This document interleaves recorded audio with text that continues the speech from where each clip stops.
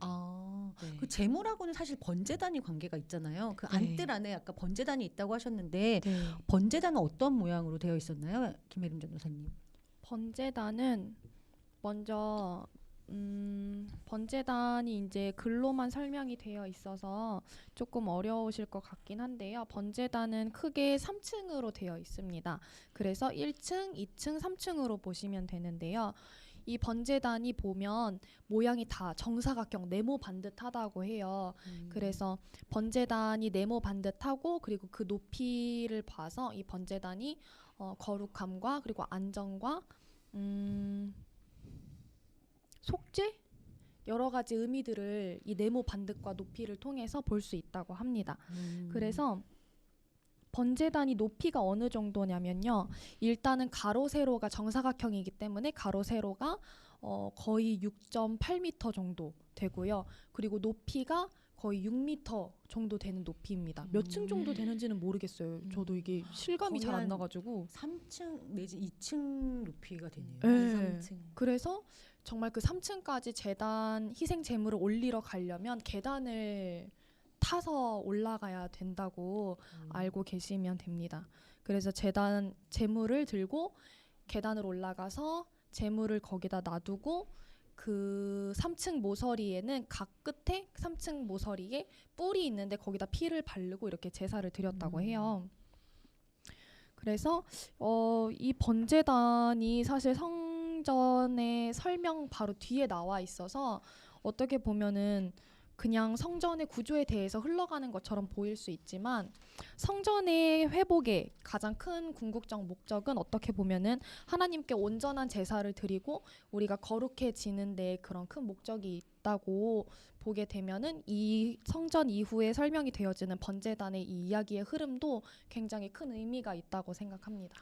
제가 학창 시절에 그 성막을 많이 공부를 했는데 번제단은 굉장히 중요한 역할을 했던 것 같아요. 그러니까 일단은 번제단은 죽여서 각을 떠서 태우는 거잖아요. 그러면서 이제 속죄제 같은 그러니까 하나님에게 나아갈 수 있는 그런 제사를 드릴 때 가벼운 죄를 짓는 그런 죄가 아니라 정말 깨끗이 씻어야 될 때 정말 내가 죽었다라는 생각을 하는 그런 제사를 드릴 때 번제단을 이용을 하는 걸로 알고 있었거든요.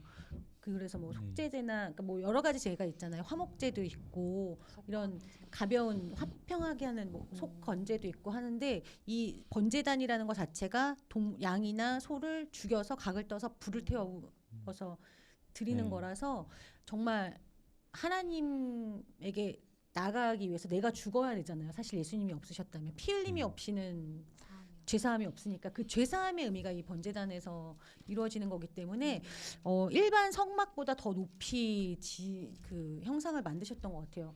근데 보면은 사실 이 성전의 구조에서 번제단도 매우 중요한 역할을 하지만 번제단은 우리가 속죄를 하기 위한 장소이고 사실은 성전이 더 중요하잖아요. 정도 된다고 하거든요. 네, 3,000 큐빗이면 한 1,500m 맞나요? 높이가요?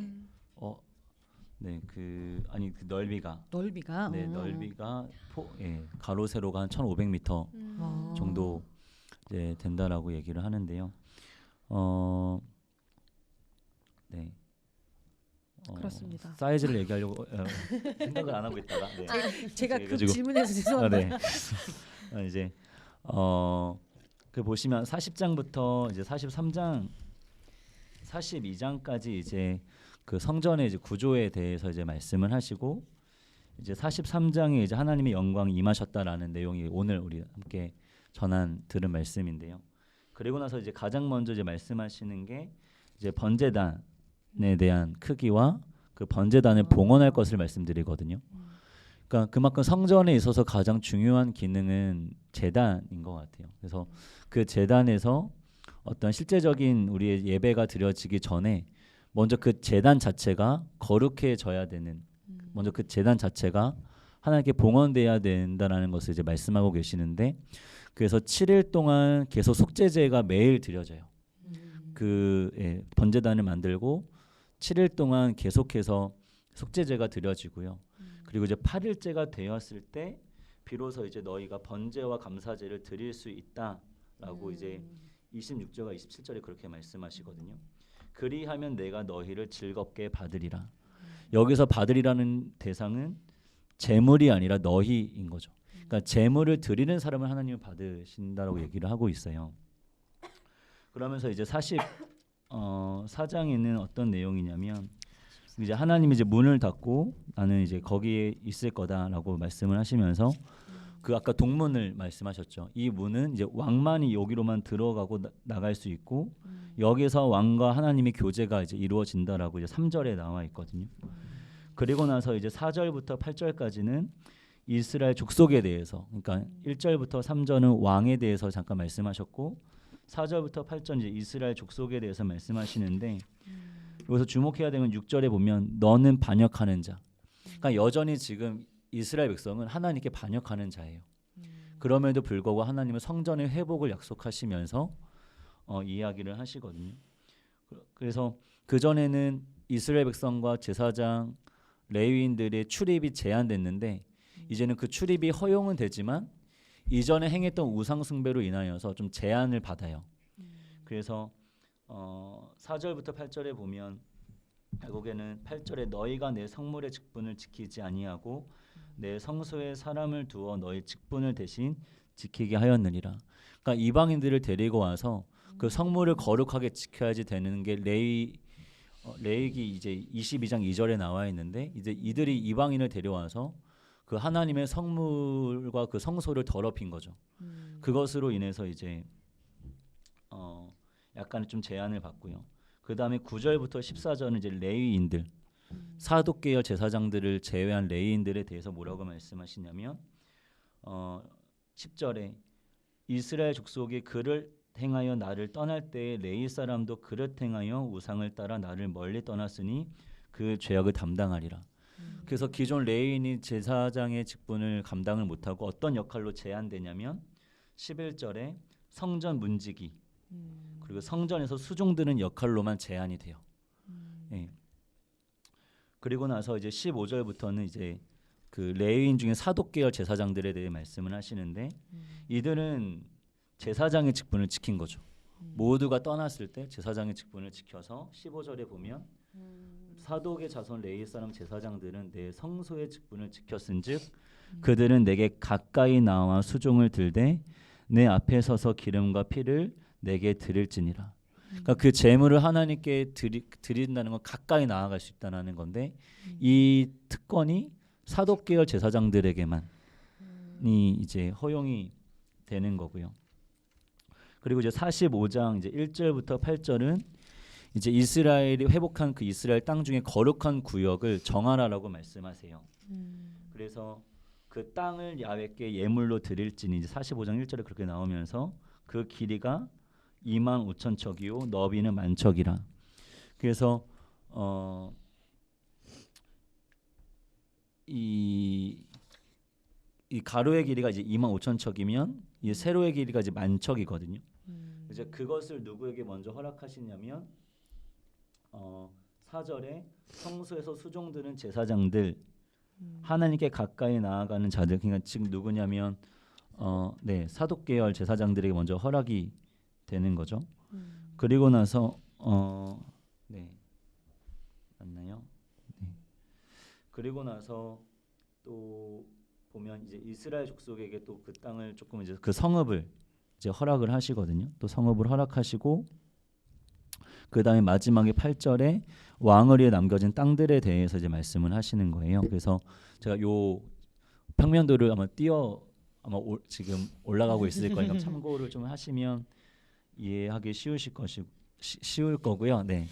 그래서 이 전체 이 거룩한 구역의 이 구역이 이제 25,000규빗이면 이제 한 규빗이 척이죠. 25,000척이죠. 네. 네. 그래서 규빗은 이제 팔꿈치부터 이제 여기까지 가운데 손가락 끝까지라고 하면 이제 손바닥은 이제 여기 네 손가락의 넓이를 손바닥의 넓이로 재거든요. 그러면 이제 척은 여기서부터 여기까지 그 규빗에다가 손바닥을 더한 거예요.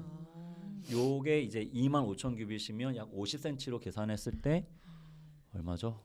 125kg인가요? 네, 그 정도. 네, 125kg가 아마 될 거예요. 그러니까 굉장히 어마어마한 그 성읍을 이제 거룩한 구역으로 정하고 그 중에 이제 어떤 또 이제 성읍을 하나 이제 정해두게끔 이제 두었는데요. 거기가 이제 48장 35절에 보면 그 내 사방이 이제 18,000척. 네, 그래서 이제 그렇게 되어 있고요. 그 성전이 아까 이제 물어보신 대로 이제 약 5,000 장대, 그러니까 약 3,000 규빗이 이제 가로 세로가 되는 것입니다. 그러면서 이제 45장 9절부터는 이제 군주 왕에 대해서 이제 공평하게 남의 것을 백성들 것을 포악하지 말고 공정하게 할 것을 얘기하시면서 17절에 너희의 군주로서의 본문은 번제와 소제와 전제를 명절과 초하루와 안식일과 모든 정한 명절에 갖추는 것이다라고 하면서 그 제물을 갖추는 것이 군주의 가장 중요한 본분이라고 말씀을 하시면서 18절부터 25절은 유월절과 무교절에 대해서 말씀을 하시고요. 그 다음에 46장 1절부터 12절은 안식일과 초하루, 이 초하루는 매달 첫째 날을 얘기하거든요. 그리고 13절부터 15절에 대해서는 이제 제사에 대해서 매일 드리는 제사에 대해서, 그러니까 지금 성전이 회복되고 가장 먼저 번제단을 하나님께 드릴 것을 요구하시고, 그리고 나서 그 제사장 직분에 대해서 제사장들에 대해서 규정을 정하시고 제사에 대해서 계속 이야기를 하시는 것을 볼 수 있어요. 그러니까 결국 성전이 회복된다라는 건, 하나님의 영광이 회복된다라는 건 그만큼 또 우리에게 예배를, 제사를 요구하시는 것이 아닐까라는 생각을 하게 되거든요. 그 43장 10절에 보면 이렇게 말씀하십니다.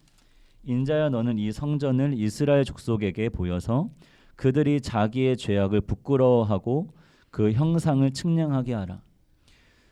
자기의 죄악을 부끄러워하는 것과 그 성전의 크기를 측량하는 게 무슨 상관이 있을까?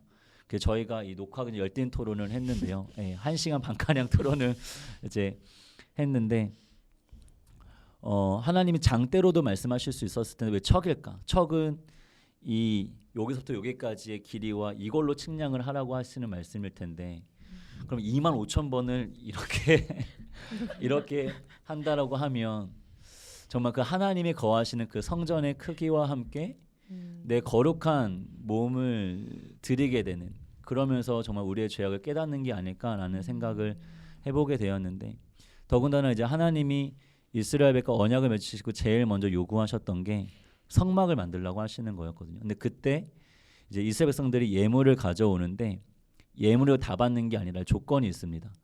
기쁜 마음으로 내는 자의 예물을 받되라고 말씀하세요.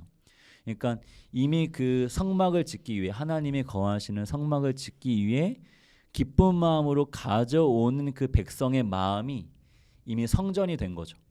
그러니까 하나님은 어떤 물질적인 공간에 임하시기도 하지만 사실은 그 어떤 보여지는 그것을 통하여 우리 마음의 성전을 짓기를 원하시는, 그래서 로마서에도 보면 너희 몸을 거룩한 산 제물로 드리라, 이는 육적인 예배라고 하지 않고 영적인 예배라고 하거든요. 그러니까 실제적으로 우리의 몸을 드릴 때, 그것을 기쁜 마음으로 드릴 때 우리 마음이 성전으로 지어지는 것 같아요. 그래서 가끔 수련회 같은 때 보면 공짜로 오시려고 하는 분들이 있어요. 네. 저는 무조건 그래도 5,000원이라도 받아라, 10,000원이라도 받아라, 돈이 필요해서가 아니라 그 예물을 드릴 때, 기쁜 마음으로 드릴 때 그 사람의 마음이 성전으로 지어지는 거라서, 또 수련회가 더 큰 은혜가 되는 건 멀리 가는 만큼 내 몸을 더 거룩한 산 제물로 드리는 거기 때문에 더 큰 성전이 지어지는 거죠. 그렇게 본다고 한다면 이 코로나를 통해서 줌으로, 인터넷으로 드리는 예배가 얼마나 우리의 몸을 거룩한 산 제물로 드리지 못하게 하는지, 단지 예배를 안 드리고 쉽게 드리는 게 문제가 아니라 그만큼 우리의 마음이 성전으로 지어지기가 어려운 시대를 살아간다라는 의미인 것 같아요. 그래서 정말 하나님은 우리 가운데 반드시 그 임재와 성전을 회복하실 것인데, 그럼 우리는 그에 합당한 예배를 드릴 것인가? 우리의 몸을 거룩한 산 제물로 주님께 드리면서 우리의 마음이 성전으로 지어질 수 있도록 드릴 것인가가 우리 시대 요구하시는 것이 아닐까. 그래서 회복하셨을 때 이스라엘 백성도 그 죄악 그대로 제한하시잖아요. 제사장도 우상을 따라 그 직분을 지키지 않았을 때 제한하시는 것처럼 정말 우리의 직분을 성전된 직분을 지키기 어려운 이 시대에 우리가 더더욱이 우리의 몸을 드리기를 힘쓰면서 그 직분을 잘 감당할 때 정말 그 새로운 시대에 우리가 쓰임 받을 수 있지 않을까. 아멘.